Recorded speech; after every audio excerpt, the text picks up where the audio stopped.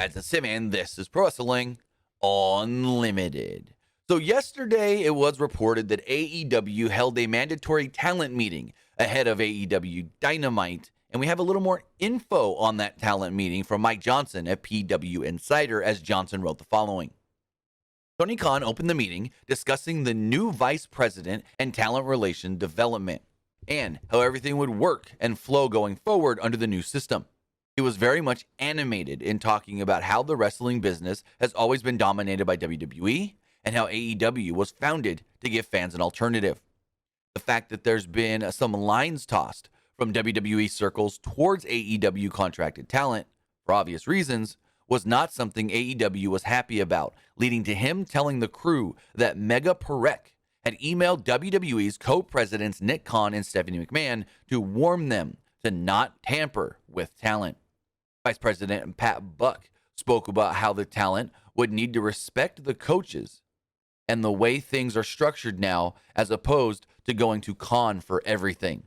He spoke about how talent can properly pitch ideas going forward and some other things of that nature. Tony Schiavone actually talked about his past experience and time with WCW to give a fuller idea of why he's now in his position to help everyone.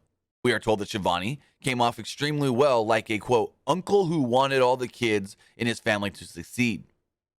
Chris Jericho gave what we were told amounted to a speech to rally the troops and give his own words of personal thought on getting AEW to this far.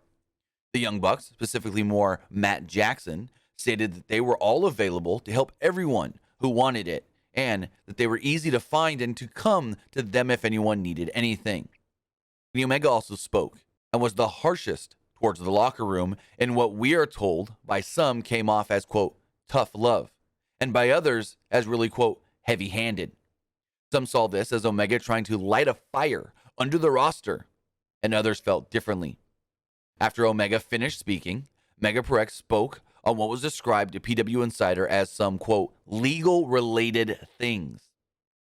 Tony Khan then finished everything up and got very fired up about the company and what he's put into it.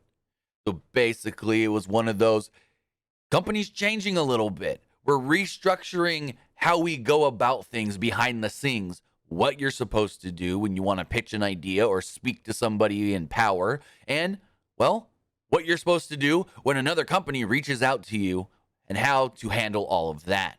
With that, if we do hear anything else on some of the, I guess you could say, backstage changes going on within All Elite Wrestling, we'll have it for you right here on Pro Wrestling Unlimited. But that's going to do it for this episode. Remember to comment below, like and share this video, like us on Facebook, Instagram, and Twitter, and subscribe right here on YouTube.